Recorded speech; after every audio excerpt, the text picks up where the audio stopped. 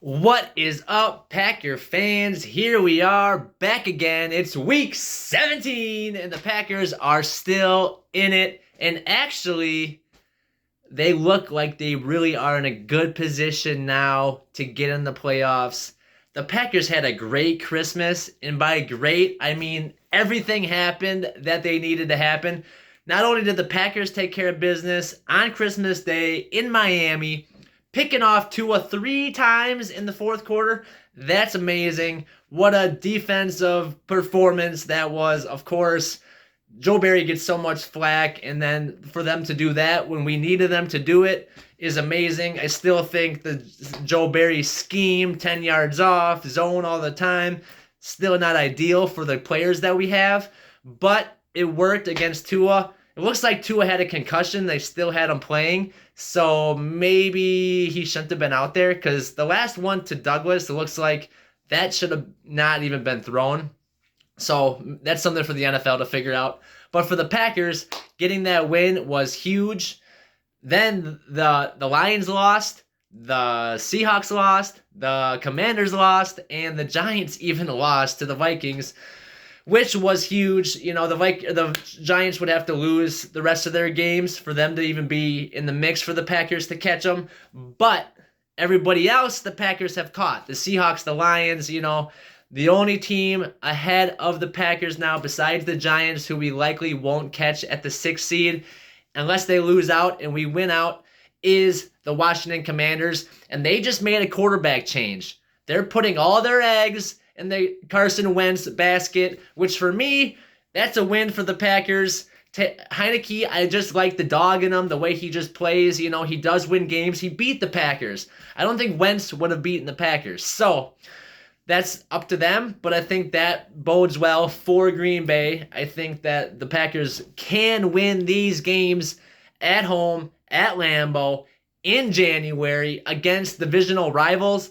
Two teams that, it's not the Bears and the Lions, so we haven't had as much domination over the years against the Vikings. They've had their little runs here and there. But all in all, the Packers have dominated the NFC North. And if you would have told me at the beginning of the year that the Packers had to win the last two games at home in order to make the playoffs, I would have told you we are a lock. Obviously, the Vikings had a better season than we expected. They're 11-0 in one-score games. What are the chances that continues? Hopefully, the Packers can just blow them out. But if it is a one-score game, hopefully we can make them 11-1 in those contests. It really is crazy to see how they've won over the course of the year. The Buffalo game, last week with the 61-yarder, they've really gotten lucky or good, I don't know. I still think Green Bay can beat them. Obviously, if we get a vintage Aaron Rodgers game, we can beat anybody. With the weapons, hopefully Watson's okay. It should be okay. Dobbs, Lazard, and it's going to be cold, so hopefully we can run the football. That means a lot of A.J. Dillon. Hopefully Aaron Jones is good to go. He was a little shaken up last week during the game. Patrick Taylor, have him run hard. He's a big, strong back too, so hopefully the Packers can get the running game going because it will be cold. But with Aaron Rodgers, he's going to want to throw the ball. And I think that the Packers can really get after the Vikings. Kirk Cousins, Justin Jefferson, TJ Hawkinson now, who we did not have to play week 1. So that is a change in their whole roster that we didn't see the first time around. He is a Pro Bowl tight end. Obviously, the Lions traded him in the division for a reason. He does have drop issues, concentration issues, things like that. But he is a baller. The talent is there. And if he's on one day, he can really dominate a team. I was super surprised the Lions even traded him because he had some big, 10 catch, over 100-yard games, and they still let him go. But with Justin Jefferson, Adam Thielen, they still have, Jalen Reagor and KJ Osborne. So they do have a lot of weapons at their disposal. Dalvin Cook is a monster. Alexander Madison in the backfield. He is good too. He's just kind of like a poor man's Dalvin Cook. So the Vikings have firepower on offense. We know they do. We've seen it all year.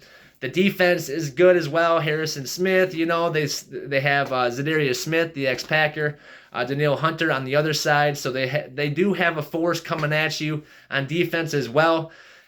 but it seems like the defense is their lower point. So the Packers should be able to move the ball. They should be able to put some points up. It just comes down to, like week 1, can we stop Justin Jefferson? We can't let him go crazy. We can't let him have a career day. He went off, and I think the Packers, they had the video from that game. They can see what they did wrong. They're coming off of their hottest game as a secondary, as a defense this season. And I think things are starting to come together for Green Bay at the perfect time. The fact that 4 weeks ago, 5 weeks ago, people were talking about Jordan Love starting. I even said once we're mathematically eliminated, what would hurt letting Jordan Love play? And if he was bad, we get a top draft pick. If he's good, then we know he's good. Well, I only said if we're mathematically eliminated. Thank you to number 12. That hasn't happened, and we've continued to win, and other teams lost like they needed to. Everything's really worked out, and now, like I said, to say that we have 2 home games at Lambeau in January to get into the playoffs, I mean, you wouldn't write a better script than that for the Packers, for Aaron Rodgers, for Green Bay. It's just an amazing situation, and I really think with the Commanders going up against the Browns this week and then the Cowboys next week, Cowboys are going to beat them. That's like almost a guarantee. Browns might get them. Watson's still coming back. He's rusty, but they could get a win. You never know. And then the Giants, they play the Colts, who kind of, one game they're good, one game they suck, back and forth. So we'll see what Colts team we get. And then they do play the Eagles at the end. So there's a chance that they'll lose at least 1 for sure. We need the Giants to lose 2. We need the Commanders to lose 1. And the Packers have to win out. If everybody loses this weekend, I think Packers are still in it. If everybody loses this weekend. And then next weekend, if everybody lost, except for the Packers, I think they'd still be in it. But we don't want to go that route. That's too sketchy. That's too risky. Let's just beat these Vikings. Aaron Rodgers, Aaron Jones, A.J. Dillon, Romeo Doubs, Christian Watson, Allen Lazard. I mean, that sounds like some firepower. Get Robert Tonyan going. You have Mercedes Lewis, who caught 2 big passes last week. And then DeGuara, who actually is, still feasible at tight end. They had Tyler Davis in on the play to Lewis for the touchdown. He was a target, but obviously Rodgers hit Big Dog with the touchdown. So that was awesome. For Green Bay, though, it comes down to defense and then executing on offense, obviously, just being able to run the football. It's going to be cold. It's going to be tough to throw. It's going to be tough to catch. But the Packers, Rodgers has never shied away from throwing it in bad weather. So I don't think he's worried about it. And these young receivers would be the only thing I question is, are they ready for this moment? Are they ready for these conditions? Those types of things. But that's why you have guys like Randall Cobb and Allen Lazard and then Tonyan and Lewis, because it'll hold that together. So I really think the Packers offense is hitting their stride at the right time. We scored some points last week, some red zone offense issues. They need to clean some of that up. They need to score touchdowns, not have 4 field goals. But all in all, they were moving the ball. They were able to sustain drives, things that they were struggling with earlier in the year. The offense is starting to get some rhythm. They couldn't run the football at all last week against the Dolphins, but they didn't really have to either. Jones wasn't in for like most of the third quarter and then some of the fourth. A.J. Dillon got most of the bulk of the load, but he just, he's not really that scat back, can't pick up a lot of yards quickly. He's more of that pounded out type of back. So hopefully we can get the ground game going. Minnesota is weak on defense against the run and the pass. That's where they're vulnerable. So for Green Bay, it's about scoring points and then just it might be a shootout. So then it comes down to which team on defense is going to get the big stop, force the big turnover, all those things. Week 1, we played in Minnesota. They had a little bit of an advantage. This week, it is at Lambeau in December. We got Tony Romo doing the call with Jim Nantz, so it's going to be exciting. And I think there's some kind of percentage probability, calculation out there where when Tony Romo does the games, what is the Packers' record? What's Aaron Rodgers' record? I think it's pretty good based on just from what I remember. Seems like whenever Romo does the game, the Packers win. So don't want to jinx anything, of course. Knock on wood. I don't really believe in jinxes, but just saying, don't want to be any reason why the Packers don't pull it out on Sunday. This is for it all. This is the game that matters the most, of course. Beating the Vikings. They're the number 2 seed. Won the division already.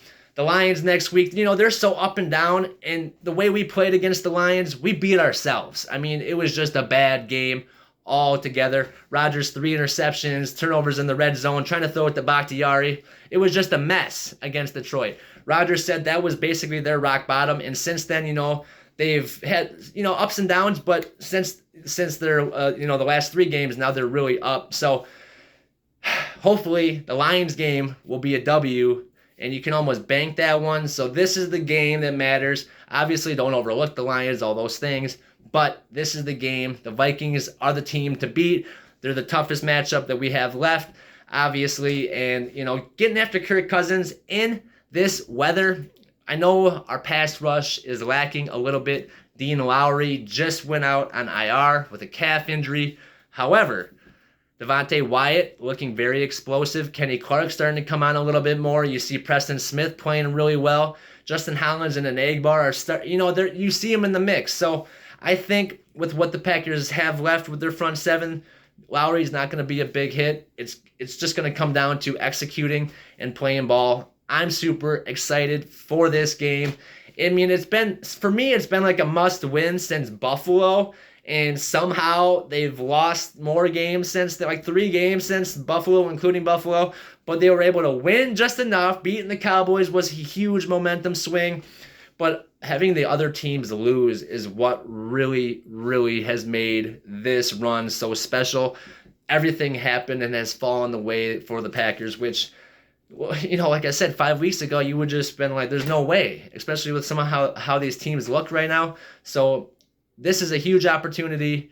I know the Packers know that. I know LaFleur knows that. I know Rodgers knows that. So it comes down to, like I said, just executing. And hopefully Joe Barry can have his guys in position. Are they going to shadow Jair Alexander all over Justin Jefferson? That is something to watch. I know Barry doesn't like to do that, but after what happened week 1, maybe they'll switch it up a little bit, maybe run more man. We will see. It's going to be a tough black and blue game, like, the division just rounded out, pounded out. Hopefully the Packers can run the football and, don't have a lot of, Lazard dropped a few big ones last week. Just can't have those. And then the red zone issues, you got to be able to get in the end zone, especially against a team like the Minnesota Vikings, who just have so much firepower, all the one-score game, 11-0, like I said, and just being able to just throw it up to Justin Jefferson and have him catch everything. So for the Packers, they have to play basically their best game or get one of those vintage Aaron Rodgers specials where he just goes out and balls and no one can touch anything that the offense is doing. So I'm pumped. I know you guys are excited. Thank you guys for watching. Don't forget to like this video and subscribe to the channel. See you guys next time. Go Pack Go. Peace out. We're 7-8. We still have a chance. That's so sweet. Let's go Packers. Peace out. Go Pack Go.